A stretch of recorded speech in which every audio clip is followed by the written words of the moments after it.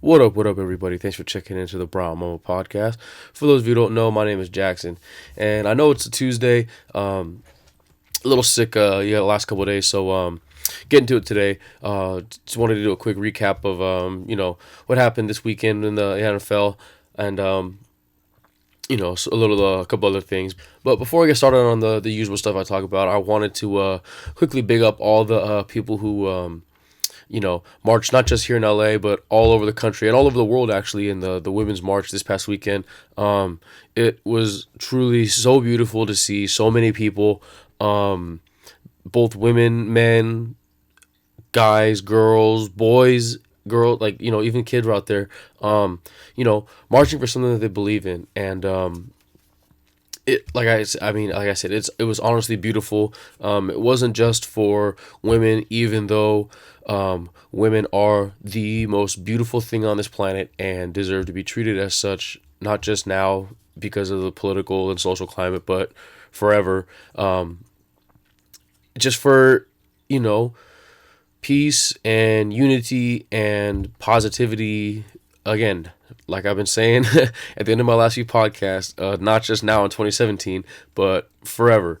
The last year in 2016 was pretty nasty, and no pun intended with the whole nasty girl thing, but pretty divided and really negative and stuff like that. And just for 2017 to start off this way with such, so much unity and positivity, and you know so much good so far. It's really, really inspiring, really, really uplifting, and again, I'm gonna keep saying it's really, really, really beautiful.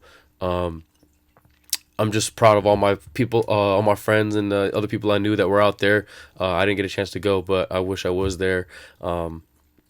And you know Aziz Ansari said it best. If the most change came from large groups of angry people, and there's a lot of angry people who felt like they wanted their voice heard.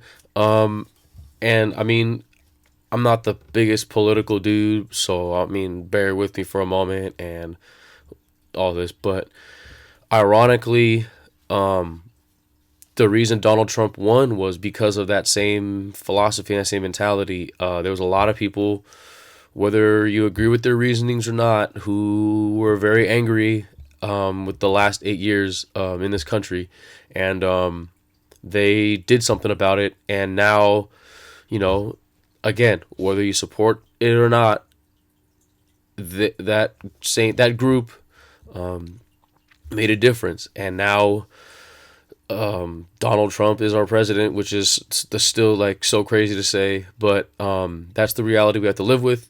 And you know, it's shown that it works. In the past, our country was built on that same philosophy and that same ideology, and it's still working to this day.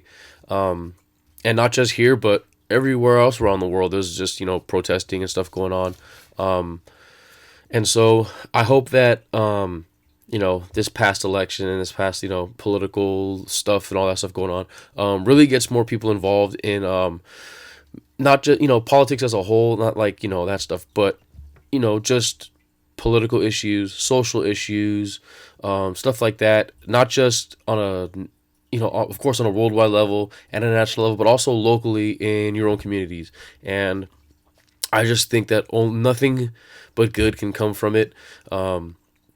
Being more involved in your community, being more involved in your political system, being more involved in everything in general. The more you know is, it's kind of thrown out as a joke on the internet, the more you know, but it really is. All these things are so cliche. The more you know, knowledge is power.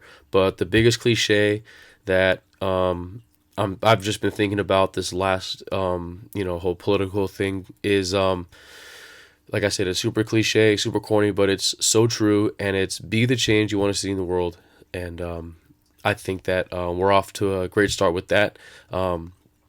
Again, starting with this weekend, a lot of people, getting out there, letting their voice be heard, and actively being the change that they want to see in the world. I know I'm going to try to do my part, and I think if we all do our part to make this, to make your community a better place, ultimately that'll help make your city a better place, that'll make your state a great place, that'll make your country a great place, and hopefully we can all work together to make our world a better place, with more unity and positivity and love, not just for us, but for our future generations, our children, our children's children, and their children, and so on. And again, I'm just so proud and so inspired by how how brave and how strong and how united the country was in in something so beautiful and so positive. So to everyone out there who was marching, I salute you, and here's to more, hopefully to more beautiful signs and beautiful gatherings of unity and respect and love and positivity, to help make this world a better place. All right, so enough about all that political stuff from me. That's just a little something I need to get off my chest. But we did have, I guess you could call it a little bit of a lackluster weekend. Two blowouts that, I mean, I don't think anyone saw coming.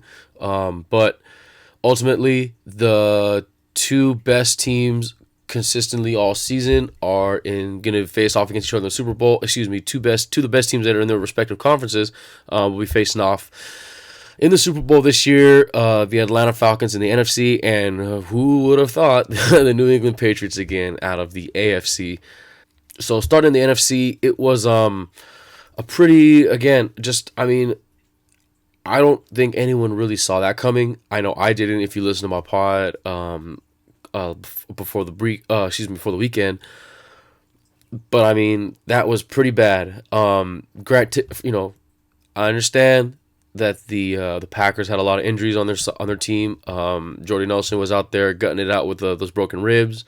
Had a lot of injuries in their secondary, which is not good considering they're going against the number one pass offense in the NFC. And I like I said, don't have the stats in front of me, but I'm pretty sure in the whole NFL,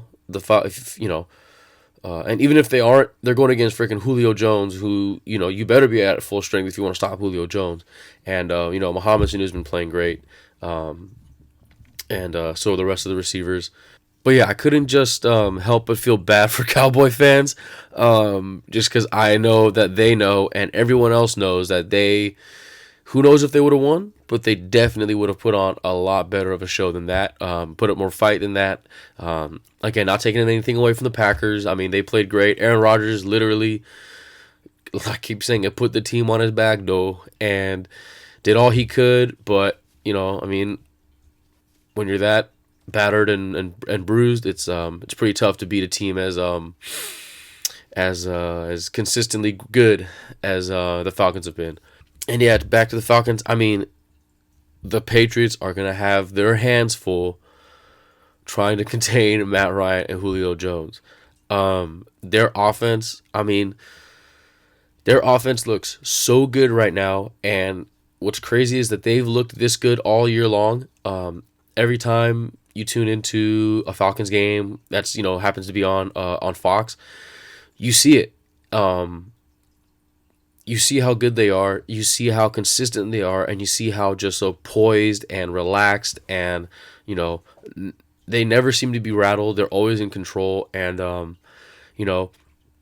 that Julio Jones touchdown where he, was coming across, OBJ-esque, just coming across the field, made the catch about 10, 12 yards downfield, and just took off with it, and just shook off all those defenders like he was freaking... He was a high schooler playing against elementary school kids. It was literally a man among boys. And like I said, Patriots are going to have their hands full. But, moving on to that's in a little bit of a segue. If there's a team left, or if there's a team that I think can handle the high power, in your face, dominance or domination of the Falcons offense, it's the Patriots. Now, I'm not saying that the Patriots are the greatest defense, you know what I mean? They're not the Broncos from last year or the Seahawks from the last few years or anything, but their strength on their defense is their secondary. And, whether they do the whole, like I said last week, whether they do the whole Malcolm Butler one-on-one with Julio Jones, or they put Malcolm Butler on Mohamed Sanu and they bracket even triple teaming Julio Jones with like Logan Ryan and the other guys. It's gonna be a great matchup to watch.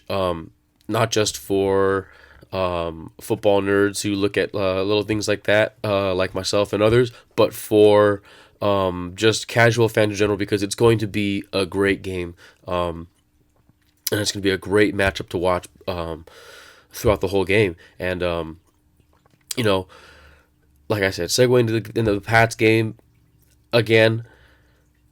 Not taking anything away from what the Pats did, they had a great season, and even without Gronk, they did really well. But the Steelers not having Le'Veon Bell was a really big blow, and you could see it on the sideline. You could feel it from the team. You could feel it just through the TV. Similarly to how when Derek Carr went down for the Raiders, you could just feel the energy, and it just feel like they got kicked in the nuts, like the Raiders got kicked in the nuts or just punched in the gut, and it just drove the wind out. You could feel that same kind of feeling when Le'Veon Bell went out early.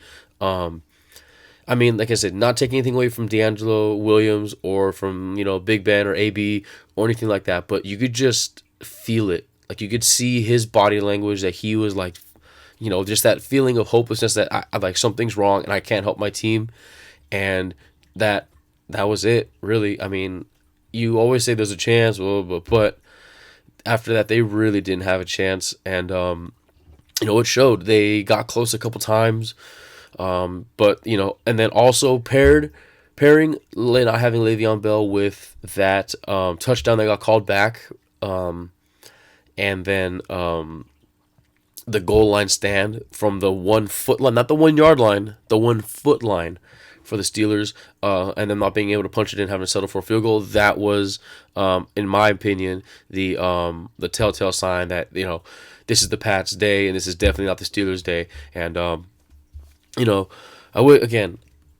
wish these games were a little bit more competitive, but we did get to see some pretty good games, a lot of good action, and leave it up to the freaking Patriots to again turn a player who was a throwaway from on one team and turn him into freaking the white Randy Moss in Chris Hogan.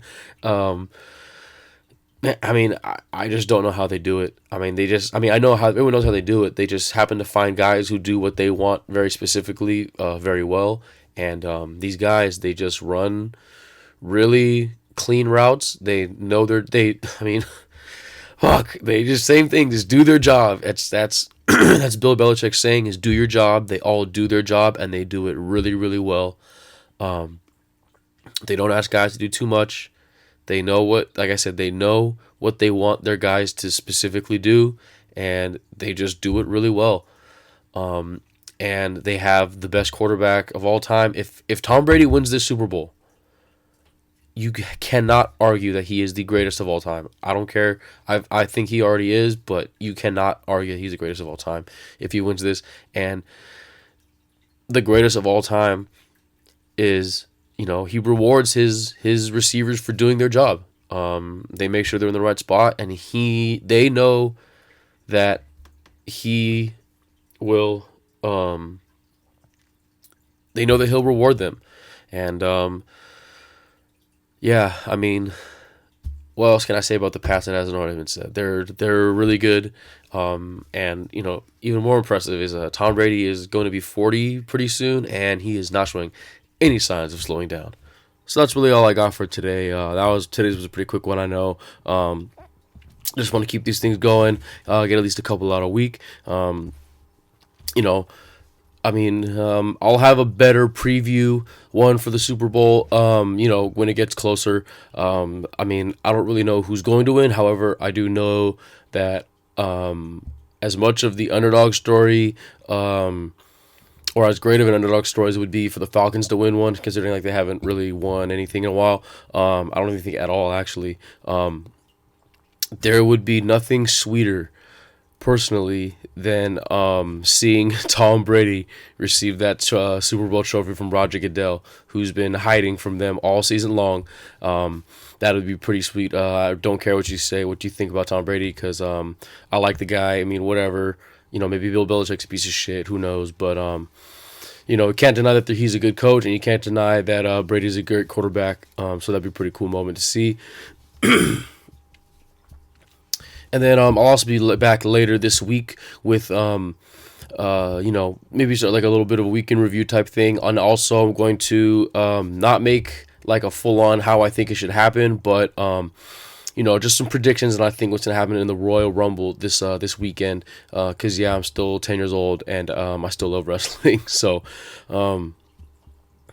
yeah, so like always, if you like what you heard, go ahead and subscribe, like, share, comment. Go ahead and give me a follow on my ads down below, Twitter, Instagram, SoundCloud, iTunes. Check me on there. They're going to be up pretty quickly. And make sure you guys check out my site too, brownmama.us. That's you'll find all my stuff. I mean, I don't think I've ever explained it. So it's pretty much my Tumblr, but you're going to find all these podcasts there, both video and audio. And then you're also going to find just a bunch of other stuff that I do, like photo edits, stuff that I like, cool posters, like stuff like that. Maybe some writing. I'm trying to do more writing too, so look for that too. Whether it's original think pieces, because I'm such an intellectual thinker and all, or just like little transcripts from this and stuff like that. But yeah, that's where everything's gonna be. Check that out, and like I said, go ahead and follow me, subscribe, comment, share, all that good stuff. Spread the word, spread the love. Thanks for checking me out. More peace, more positivity, please. Like I said, not just now, but forever, for everybody. And catch you guys next time. Peace.